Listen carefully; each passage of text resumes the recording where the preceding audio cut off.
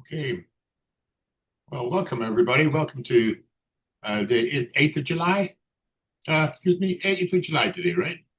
9th of July? 7, 7. 7. Oh, it's lesson 108. That's what I've got fixed up. Lesson 108. Silly me. Well, Amy, I'm glad to hear it's your favorite lesson, one of your favorite lessons, but it is mine too. Of great interest. And I want to thank you for pointing out that,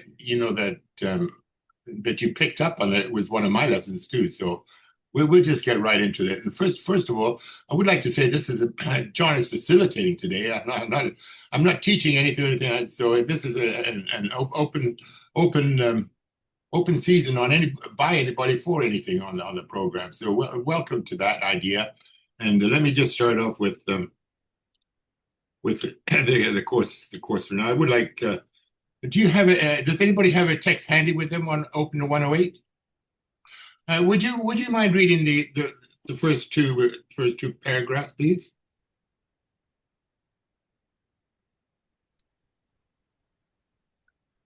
Vision depends upon today's idea. The light is in it, where it reconciles all seeming opposites.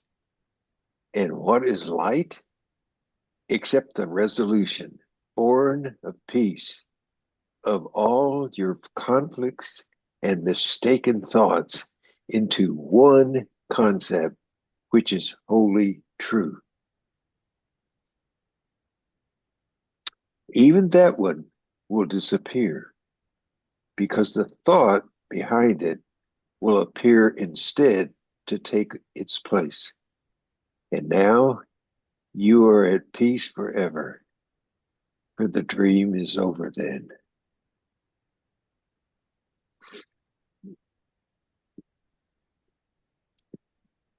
Can you do the next one, please, William? Oh, sure. True light that makes true vision possible is not the light the body's eyes behold. It is a state of mind that has become so unified that darkness cannot be perceived at all. And thus, what is the same is seen as one, while what is not the same remains unnoticed, for it is not there. Thank you very much. Thank you very much. So, do you have any comments on what you just read there, William?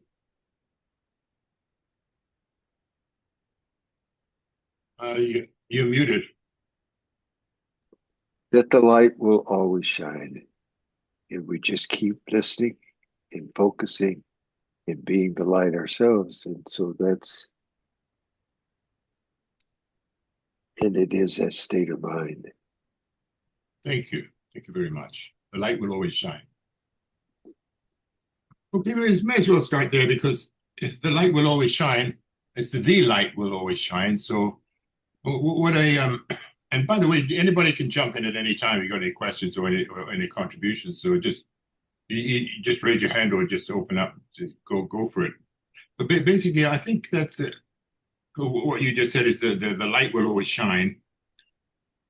Is the light, because what I got here is all these seeming opposites, and will disappear. Oh yeah, the third one. This is the light which shows no opposites. So basically, what we're talking about is we're not talking about duality anymore.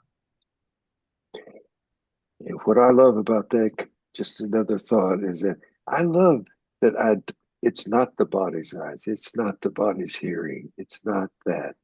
It's not that. Right. It's more than that. Yeah, it's a whole lot more than that. To give and receive, and to receive are one. And it does say at the bottom of the next page that this lesson is a giant stride. I think it mentions that in a couple of places as well, a couple of giant strides in this course. This is one of them. So basically, it's to give and to receive are one in truth. What actually does that mean? It's just one light? Well, what's going on here? Well, what I got for you today is just some of my ideas as I want to share with you. When we speak about one night, and also and bearing in mind too that I'm drawing from different sources, including the guide yesterday when they talk about the false premises. And so what we're dealing with here is in our experiences, some of the premises that we take to be true. Number one, that the universe exists. And number two, it must have some origin in the thought and mind of the universal spirit. So, you know, these are the premises we kind of run our game on. And what we're talking about here is divine giving, receiving and giving. John, can I throw something out? Yeah. It's Rana. Go ahead, Rana. I love that, William, you said it's not sight with the body's eyes. And what is striking me right now is the word light is probably not what I think it means. It's probably much beyond, because when we say shine the light, the mind says like a flashlight, right? Or like the sun's rays, which it can be equated to that. But I think it also, with what we're studying with the guides, it has to do with vibration and frequency. And so that's what kind of ties it into what William was saying. There's a different way of seeing the vibratory thing. Sorry, that's all I have written, but I just found it curious. Like, light is probably not sunlight. It's not the definition that I, as a human being, know. So, thank you. It speaks to what I said yesterday about Benjamin Franklin, and the doorstep to the temple of wisdom is a knowledge of our own ignorance. But it followed up with another quote that the mind is a temple of knowledge, the heart is a temple of understanding, and the soul is a temple of wisdom. Together, they're a temple of light, enlightenment. So when we speak of light or enlightenment, I too am not talking about anything that you can switch on with a electricity. I too am, or anything that you can see with a human eye.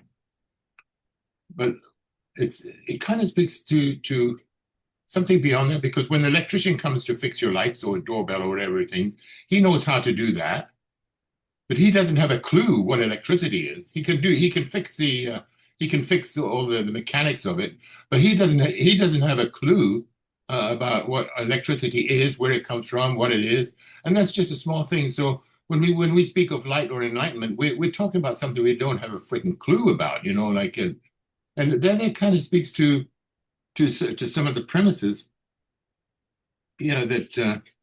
that I just mentioned.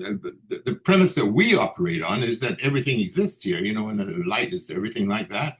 But actually, it's a bigger premise, and you kind of touched on when you mentioned vibration, but that's not in our everyday awareness, and until we get much further along into this enlightenment process, then we can truly, like, that is entering the upper room with new sensory data, or similar to sensory data. So basically, what I'll get going with this, because this kind of speaks to creation without burden on ourselves, because the universe exists, it came from somewhere. Came from a thought. A thought and something that we know nothing about, absolutely nothing about. The closest that I've ever stumbled across is the three omnis, everywhere present, all powerful and all knowing. But you can go through all the theologians in anywhere at all times, and they can't go much further than that, and neither can any scientists, because they can't. Well, they tell you that it's just energy. And they can't even tell you what electricity is, let alone anything else. So basically, we do have a big unknown factor going on. that we start with. But we know one thing, that it is all giving, because it has caused, that unknown power has caused the human race and called it into existence.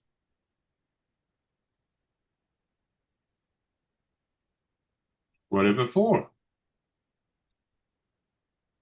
Well, you've heard Cindy say it's, just for self-expression. Can I be the best self-expression possible?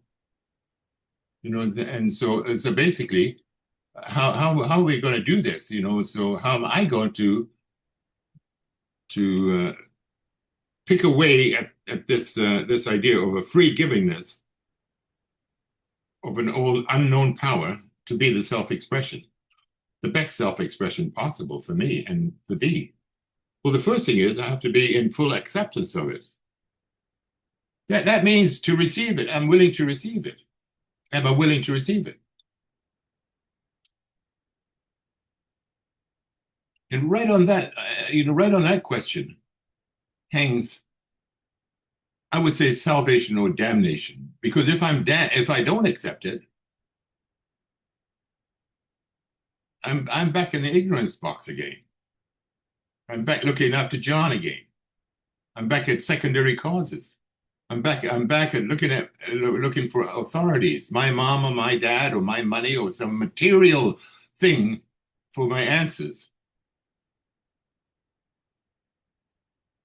They're not there. That's the light of the eyes. So the free givenness and acceptance is fundamental to the existence of the human race, absolutely fundamental. And we can, I draw on some of the ideas that the original creation is not dependent upon what they call antecedent conditions. It came out of a nothingness, the nothingness of the what.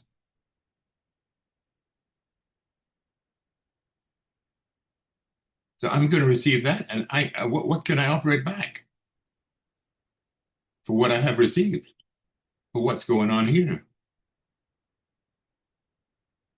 Well, the most that I can offer it back and the best that I can do it is just the willingness to receive it and be a grateful receiver, an expectant receiver, but in particular, an expectant receiver. And there's a lot about that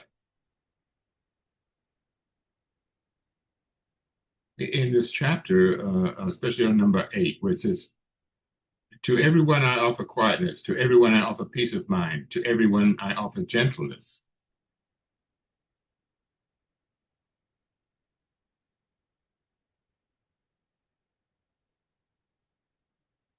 I can't really offer that unless I've received it at some point. Received the idea of it at some point and fertilized it.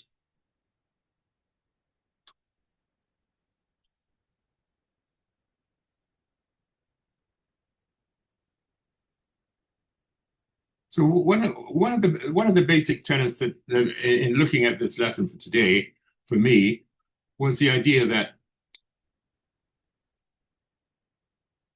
whenever we ask for stuff, whenever I ask for stuff, I really have to look at this power that I'm asking to, because it upon my understanding of that hangs quite a lot.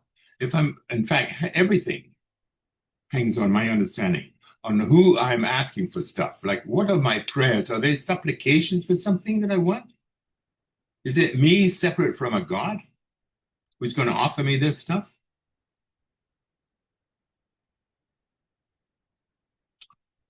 Well, I always, the first time I heard this was from Dr. Roeder when he said, like this God that's everywhere, all powerful and everywhere present.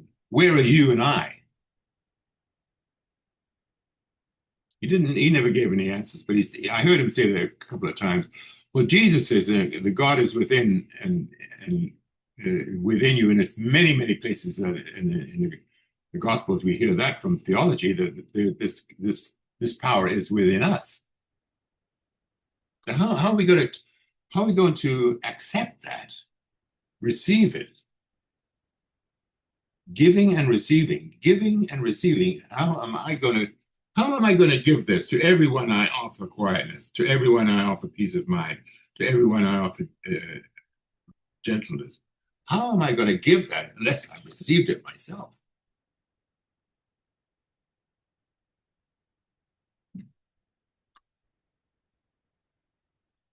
And the thing that comes, the thing that will cripple or short circuit the whole thing is if I deny it.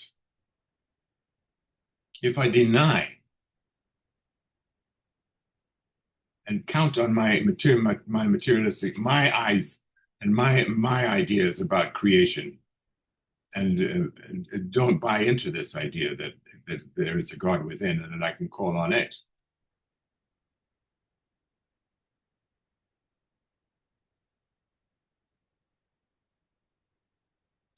Another word for deny is doubt. And I hope we've all heard the word faith and trust, and that's one of the biggest things of the Course of Miracles. Especially Dove Fishman is always talking about trust, to rely upon spirit totally. It's these are little acronyms and sayings we pick up here and there, but where do they land, and how? That for me is really the work of our program here. And it came so beautifully last week with Patricia's story about the nun who kind of rejected her offer, and then realized, oh my goodness, there's some major gifts in this for me. I never knew that, that I was in denial about that sort of thing, and that I couldn't see this as a gift from her. That we're all part of this we're all part of this thing. The same thing happened yesterday when Cindy talked about her phone call with her mother. It's so beautiful, Cindy, just to hear you realize, yeah, just being modeling for us, that just because she didn't call back, wasn't the end of the day. It was so beautiful to hear that. So. Go ahead, Cindy. Go ahead. You're first in line with the question. Well, I have a story. Can I tell a story? Yeah, go ahead. Oh, it speaks directly to how you're sharing this lesson, and it's really affected me. So thank you for letting me share it out loud. There was I was listening to the guides early this morning and really struck by some of what they're sharing. And it hit me again like a ton of bricks that there are certain people in Cindy's life and my life that I am not wishing well. Not on purpose, but sort of kind of on purpose. Like people who I've had interactions with that there's still something here that says they hurt me. And when thoughts of them come up, there was a real confession this morning that I don't wish them well. I don't. And even deeper, like almost like a soap opera kind of, when I hear that life for whatever reason isn't going well for them, there's something here that is sort of kind of celebrating. Not taking any of this personally. It's just what I see, what I saw here in a way that was kind of shocking. And I recognize that, well, the guides say it, what you damn damns you back, what you bless blesses you in return. And I had to be real honest this morning, right? That there was some sort of energy here that wasn't ready to let it go and bless them, that didn't want to celebrate their success. It was being fed, right? And I didn't go much deeper than that, other than the fact that I saw it. And so I literally wrote it down before my dyad this morning because there was something that the guide said in a Q&A where this woman said, I was really hurt as a youngster and all these defenses are coming up. And the guides literally just said, well, stop it. It was, they used other words, but they literally said, this is just an idea or a thought that, and she was like, it was so be like I was walking in the street and I was like, fuck, because she said, I am seeing something inside of me that's resisting what you're saying, right? And the guide's response was, well, you don't have to listen to that. It's just a voice. It's not your voice. If you're listening to it, you're choosing to listen to it, right? They're like, you don't have to listen to it. It's and Paul interrupted, going, I can't believe it's that simple. And the guides literally responded, well, it is. And it stopped. Like, I stood there in the middle of the street. I wasn't on a side street. I was like, damn, right? So so then I moved into the space of recognizing that there were things here that that were still holding on to this idea of they did me wrong and I don't want them to be whatever. It wasn't conscious until it was. And I literally wrote in my notebook before the dyad this morning, if there's an easy, I'm willing to let it all go, like backflush it all, whatever it means, right? I'm willing. I don't know how to do it, but I like surrendered the whole kit and caboodle. And then I stepped into this dyad, and within moments, I don't know at what point in the dyad, I started crying. And and it was because, and I even said to my diet partner later, I was like, I am so happy this is happening in my little apartment and not some exotic space. Because what happened was I saw how beautiful the space was. Not the things in the space, but the emptiness touched me. And I got how stunningly gorgeous the emptiness was. And I was looking at my plants and I saw that these plants were just, it's Joel Goldsmith's words, but they were just a temporary manifestation of the space. The life force is the space. But they're not separate from the space. And then what happened, I was like, well, that means that neither am I. I'm as gorgeous as the space. I have to be because I'm nothing other than the space. And in that space, it was like, and I was like, and I want to just love on. And there were three people specifically. And I realized that in that moment, it was like a rocket. I was doing it. Like the desire, the flow of knowing that these beings were the space, temporary manifestations of the space too. It was like the plumber came and got rid of the plug and all the water's flowing and to give and to receive are one in truth because everything's just the space, which is unbelievably like beyond gorgeous, beyond beautiful. And I'm sitting in this understanding that I am beautiful. Like, and so are these beings. And even as I was telling my partner afterwards, I could see the part of the mind that's recreating the stories. But as they're doing it, I'm laughing because the guides are sitting there going, so what? You're not that. And so um that's where I am. Everything is just a flow and a movement, and how stunningly gorgeous it all is. Thank you very much, Cindy. I really appreciate that because you were laughing and crying there. It speaks exactly to my quote. It's about from Benjamin Franklin. The doorstep to wisdom is the knowledge of our own ignorance. We weren't aware of how this was hanging on to you. You know, it's just ignorance. And I really like that. I don't know if it's Joel Goldsmith or the guys, but I did see that ignorance is the only sin. If there was a sin, it would be good ignorance. You know, so. And you know what? There's nothing wrong with being ignorant, like because all we need is a bit of education, and that's what we're getting here: educate and bringing forth what's true. So that is so beautiful what you brought out. And the thing that I liked what your most is with the share is quite simply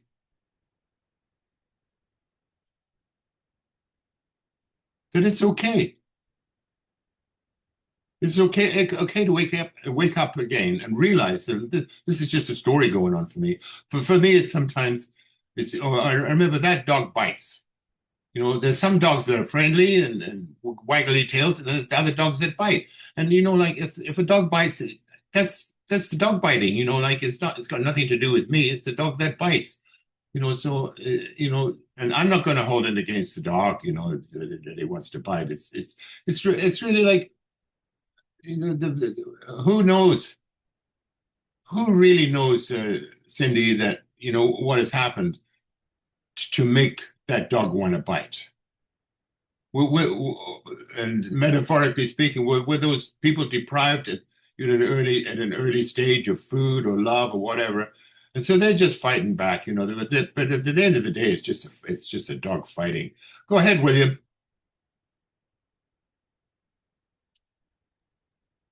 Well, John, as you were talking, I just thought, I didn't think, I just felt, and the word comes that just the thrashing about in our I don't know, I don't know. It isn't that. And what I get is that as I breathe in and breathe out, there's that pause, there's that nothing. And it brings to mind that's who I am in the now, between the I don't know or I don't like and I like. I don't like, I like. And it's almost like I squeeze, quote, the life, the thinking, the knowing out of existence. There's no there. There's no there now. It's just the now. And I go from now, and all of a sudden, the not now, and then a now, only now. I need to nothing, even those words. And then that gap of nothing and even nothing. And then silence? No, not even silence. It's just I. So that's what I keep coming back to. Is just that it's the gap between it. Breathing in, breathing out. I like, I don't like. And all of a sudden, I don't exist. The I that I've identified with, that identity. So, wow, it's can't describe it. I'm not that, not that. Oh, who? Now. William, listen to me, William. I want to reciprocate with that, with your message. With again from number 8. To everyone I offer quietness. To everyone I offer peace of mind. To everyone I offer gentleness.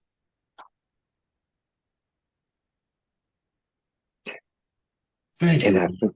I just felt it from you, John. Beneath and beyond and before the words. I felt it with you. Go ahead, Amy.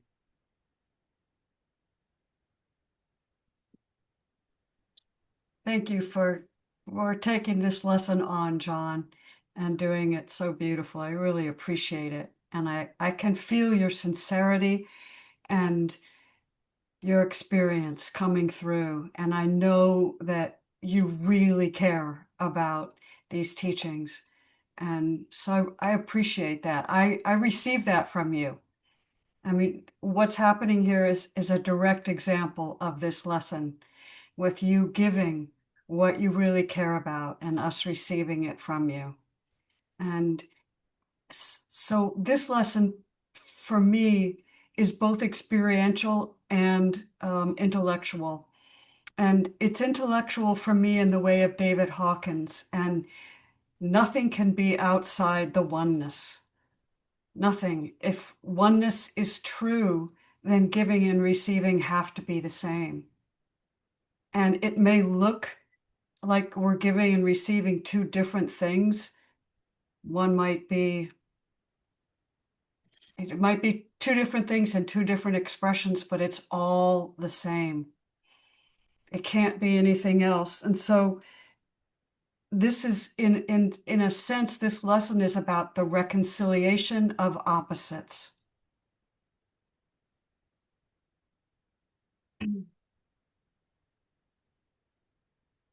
It's the reconciliation of opposites.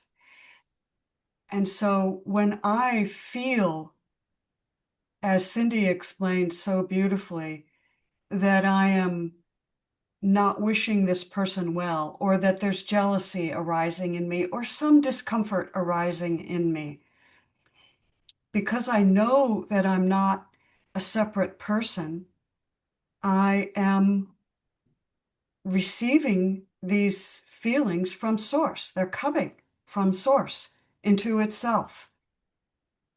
And so I give them back. I receive them.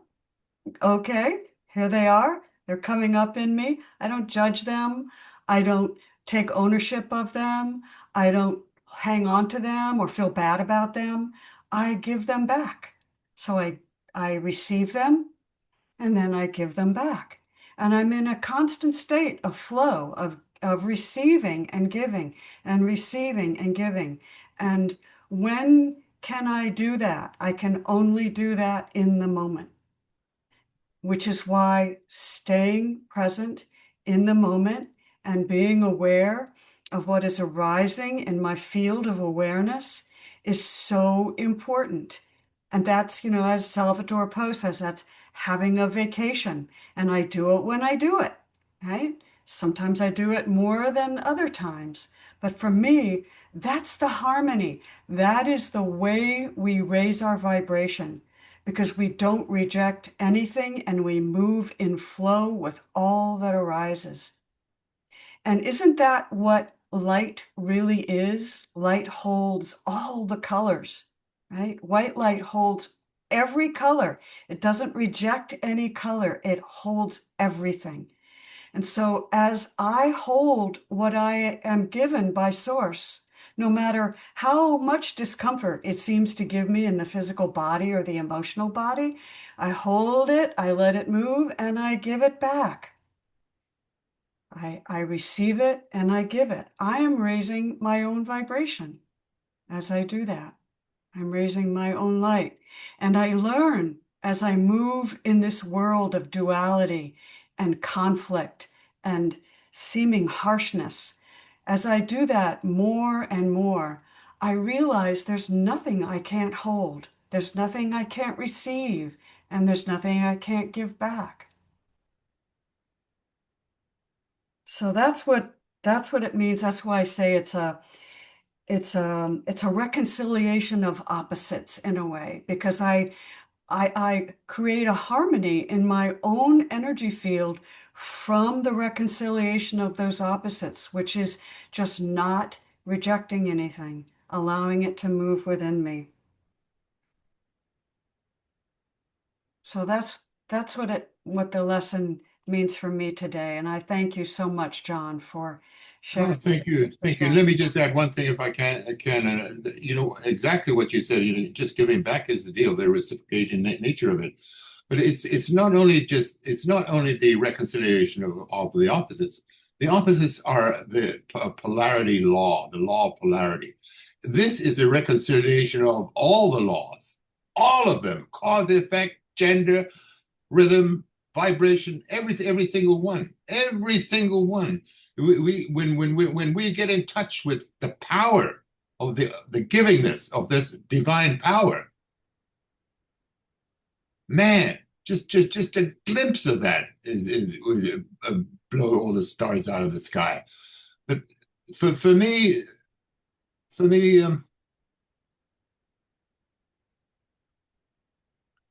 Amy, it's just so beautiful. I'd just like to say, just to read one couple of sentences here. The divine giving, in its essence, is the quality of givingness, free giving, having simple acceptance for its correlative, correlative. For there is the obvious reason that you cannot put a man in possession or a person in a possession of a gift if he will not accept it. Now, a little consideration will show us free giveness is a necessity of the very being of the all-originating power. The very fact that it is all-originating, we have nothing to give to it, nothing, but that what you were just talking about, the reciprocity of feeling, which is fundamental to the divine ideal of man. That ideal, which is called the human race, into existence. If then we have nothing to give it but our love and worship, why not take up the position of a grateful and expectant receiver? It simplifies matters and relieves us of a great deal of worry. So basically, just to accept and be an expectant receiver. An It's coming our expectant way. receiver. Anything we want from the free giveness of this all power. Almighty power. And isn't it true also experientially that when you give goodwill away and you see that it's received, that you receive in return? I mean, it's so true. Giving to another, you cannot help but receive yourself. And in training wheels, I talk about two experiences I have in one morning, and how true that was, just experientially, giving and receiving. So enough from me. Thank you again, John. No, thank you. And experientially is the thing. I have to experience this. I can't be what they used to call an Indian giver. I give you to get. Like can't be anything like that. I just have it's free givingness. It's free givingness. And anytime I do that, oh goodness. I can do that with a smile. I can do that just in a friendly attitude in a grocery store or something like that. It doesn't cost anything, but because there's only one of us here. So go ahead, Sandra. I'd love to hear from you.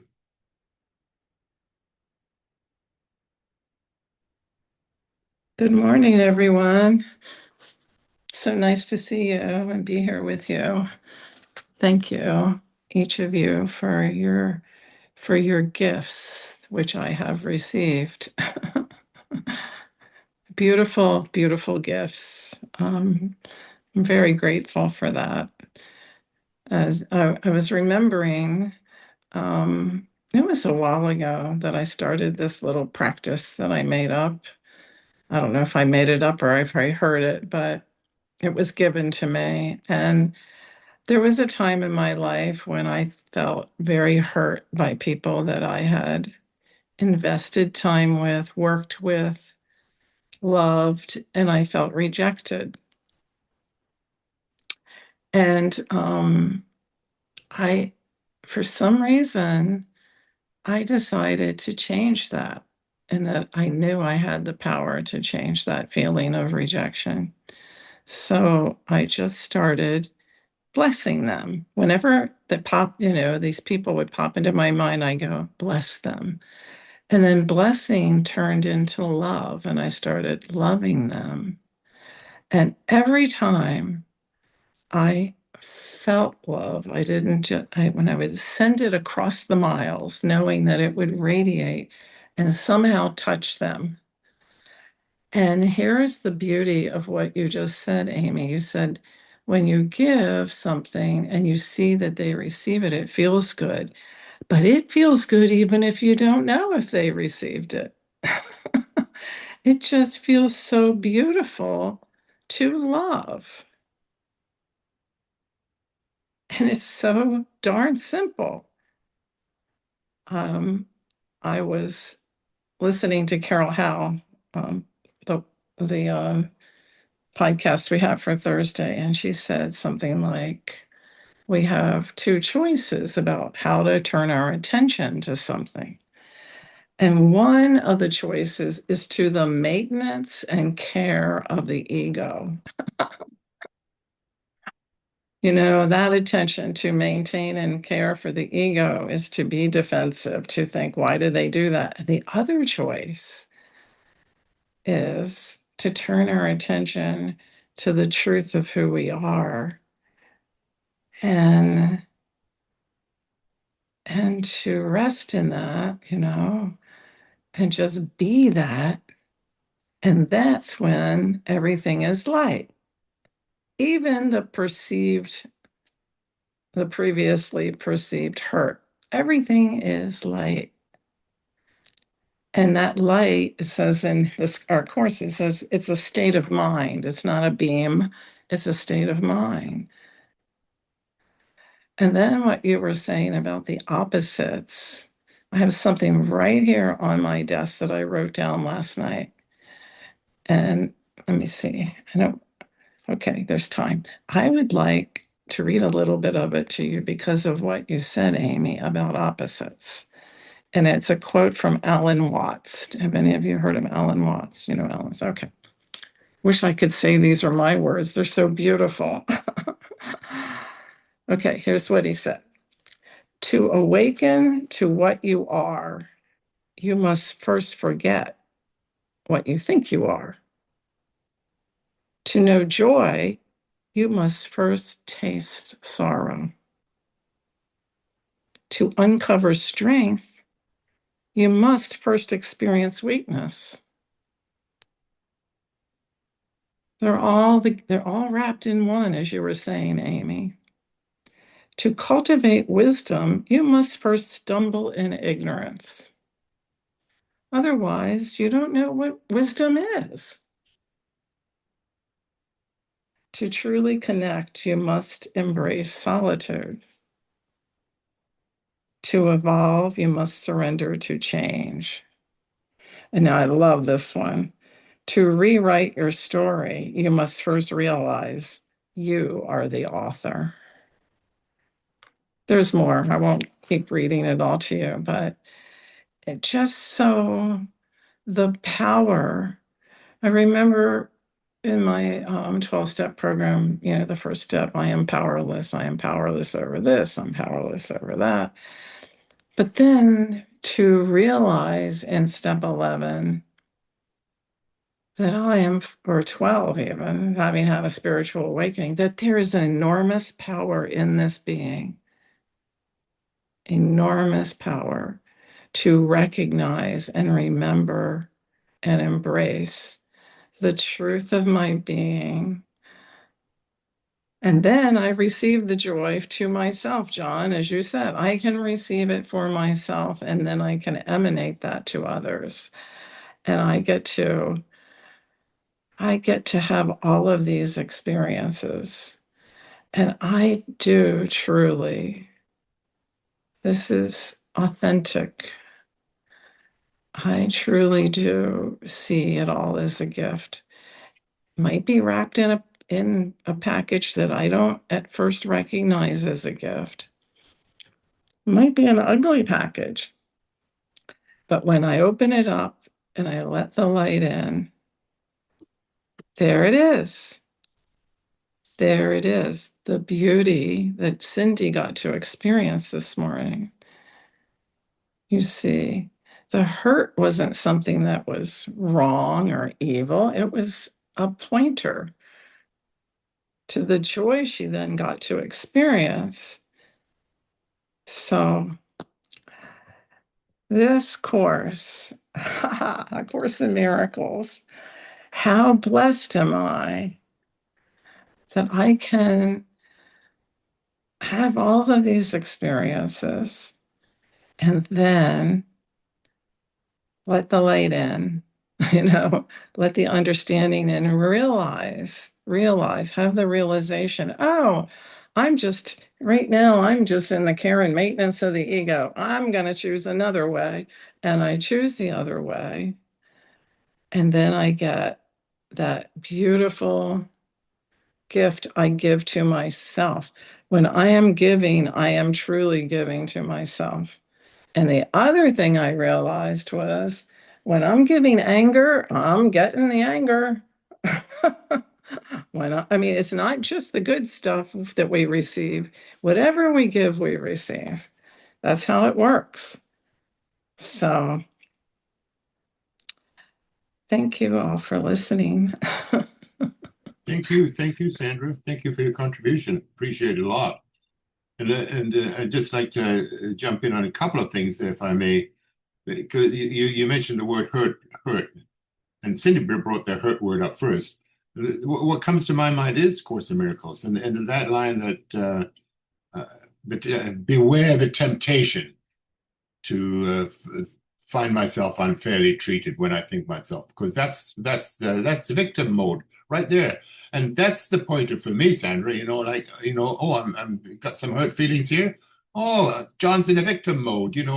Beware that temptation to feel unfairly treated.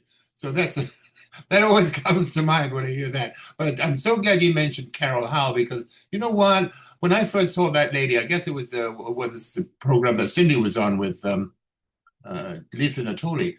But when I first saw her, she just knocked my socks right off, man. Because there is a scientist, a major scientist. She was a computer expert right from the very beginning. And when she latched onto Course in Miracles and she explained it, then I thought to myself, that is an experiential a miracle right there. Just going from the science to theology in one person. It's so beautiful, that lady, and I can't wait to hear what she says on the program on Thursday. So thanks for bringing her up. She's just an amazing teacher. And one thing I did, you mentioned about the anger thing, like this is an unconscious creation, so whatever it is, they're unconscious creations. But when we're speaking of divine givingness is giving us the opportunity to be our own creators here of the things that we want to do.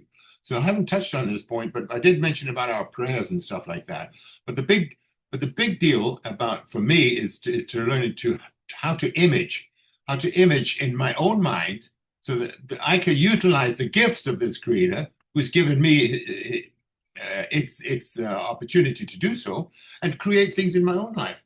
And how do I do that? By walking around with the conscious images in my mind that I want, that support life, or support me, or support life in ways that's not going to be supporting of my ego world, but supporting life in general, and supporting the spirit in its platform. But it can also be, it doesn't mean to say I'm not allowed to have a car, or a nice car, or if I want an electric car, or anything these fancy things they got these days. I can start imaging stuff for myself, and like bringing that into reality by just focusing on that for a while. And what have I just done? I've utilized the power of the creative by my own within stuff, bringing it in. And I could do that with my health, or finances, or whatever. And so can anybody else. And when they become aware that the power is within me, the same power to image the creator used to image a world, a universe that exists in our experience at this level. Certainly, we can buy into the idea that it's a tiny mad idea, but it's still in existence. Even so we're just working our way out of. We're working our way out of the tiny mad existence through the upper room to maybe worlds completely beyond this. But until we learn to wake up and smell the coffee on some of these deals, it's we'll just be, like wandering around in this ignorance world, creating the angers and creating the hurts and stuff like that. So there's nothing wrong with them, and it's certainly not if I'm using them to my advantage to wake up. But we still got 10 minutes. Does anybody else? Regis, I haven't heard from you today. Let's see if my mic is working. Yes. Oh, yeah. Sydney's saying yes. Okay. Oh, first I want to say, John, I don't know what you did, if you prayed over this, took Holy Communion over this, or what. But this energy is so powerful. I had decided that I wasn't going out of the house today. And being in this meeting, I'm going out of the house because I want to go out and let this light shine. I want to go out and participate in this giving, receiving energy. I can't stay in the house. Love extends. Love just can't love on itself.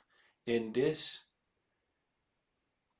whole meeting has just uh, lit me up. I mean, it's so much I could say. I could talk for the next 30 minutes, but um, even Rona, when you were talking about the energy and the light and what it meant, I totally get it. I just want you to know I totally get it, 100%. And uh, Cindy, what you said, I shared in the gentle healing group this past, I think maybe it was this past Saturday, but I said a prayer in the last 5 or 7 days that came up out of me. And I said, I want to be healed of every experience, every snarling remark, every condescending look, everything that I thought was mistreatment or bad treatment or neglect, because that's the only way I can be now. And I said in the Jill and Healing group that are we responding to isness or are we responding to wasness? In this moment, am I perceiving what was or am I perceiving what is? And I just like, Holy Spirit, I want nothing to be colored, to be tainted by any experience of the past, any person, place, thing, job, school, whatever. And be careful what you ask for because I'm telling you, it's been like from that moment, experiences just have been coming up for me to let go. Like it was one guy from when I was a kid, like elementary, I could not remember his name. No, it wasn't from elementary. It was from a little. I was an adult, young adult, but I could never remember his name, and his name just came just like that, boom, and all of a sudden, and so I let that experience go. But it's just um, so important to be the love. And Rana, as you was talking about the energy, so I think about New Testament. It says, "Let your light so shine." So what is it saying? Be in your highest vibration. Be in your highest truth of who you are when we go out in the world.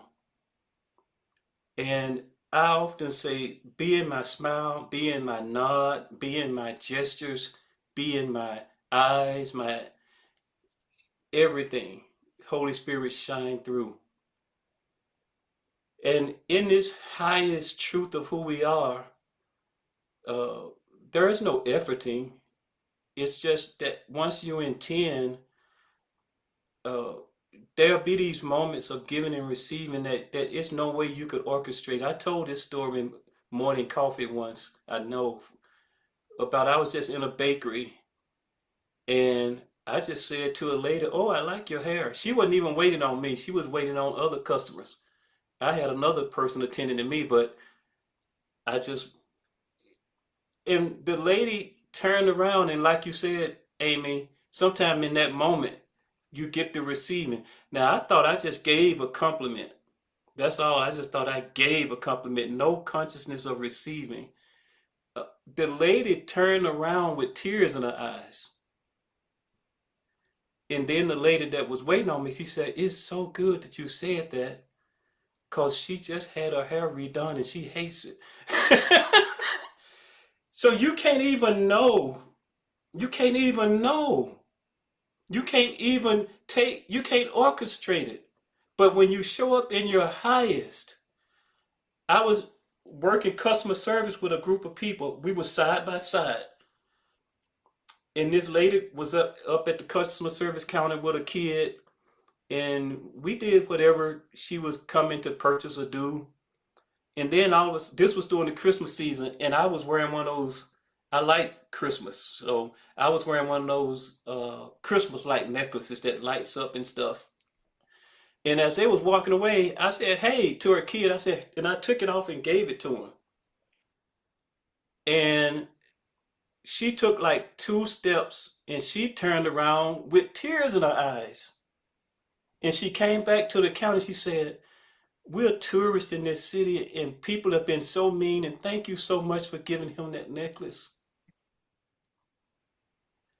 And everybody that was working beside me saw it. It was like, "Regis," because it was just so powerful. But we can go out in this energy, in this vibration, and not trying to be loved, not trying to be kind, but just let the truth of who we are prompt us, speak through us, direct us, and stuff that we think is nothing is something.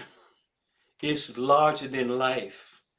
And, there's just such a part of me that's all I want. That's my intention, period.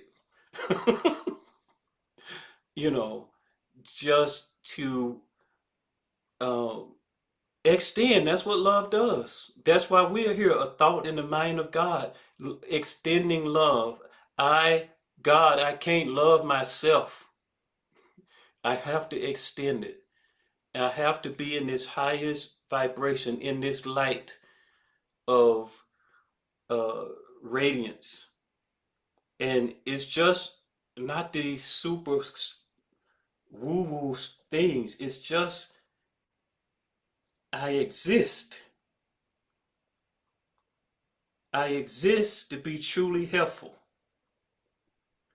If I purchase a cookie, I exist to be truly helpful, because that person was selling the cookie. They needed money. They wanted money. They thought they needed money anyway. So I bought a cookie. So I exist to be truly helpful. And it's such a powerful energy. And thank you, John. Thank you, everybody that shared. Because, I'm lit up, as Cindy. I think Cindy likes to use that word sometimes, like I'm being lit up. And I really am. And I'm so grateful. Thank you. God bless you. God bless you, Regis. You're the best. The best man. You're the man. Thank you so much. Thank you so much. Well, it looks like our time is coming to an end here, but I didn't hear from Richard, and I wondered if you could just jump in with a minute, the last speaker. Hi, everybody. Great session, great shares. I love it all. And what came to mind with this lesson is I cannot give what I do not have. So I give love or give quietness or peace of mind or gentleness that you were reading from the lesson earlier, John. I have to have it to give it. And in that, I find great solace, solace, I guess, that I already have what I'm giving. Just being aware of that is a great feeling. So love us all, and thanks for contributing, John. I really appreciated your wisdom today. Thank you. Thank you very much, Richard. Thank you very much. Go ahead, Amy. You had your hand up. I just wondered if, probably Patricia knows this, but the Buddhist practice of Tonglen, and Richard, you just reminded me of it. And it's basically sitting and giving to either a person, an individual, or a group, loving kindness, peace, and practicing that. And And it's exactly what Richard said. When you do that, you realize how much that giving makes you feel so fulfilled. And it's an actual spiritual practice. And so thank you for that, Richard. Okay, in conclusion, folks, let me just, before I hand it back to Cindy, I just want to say one thing for sure, that like I mentioned at the beginning, this is a giant stride lesson to take in hand here. So pay attention to this giving and receiving stuff whenever it shows up at every opportunity. And to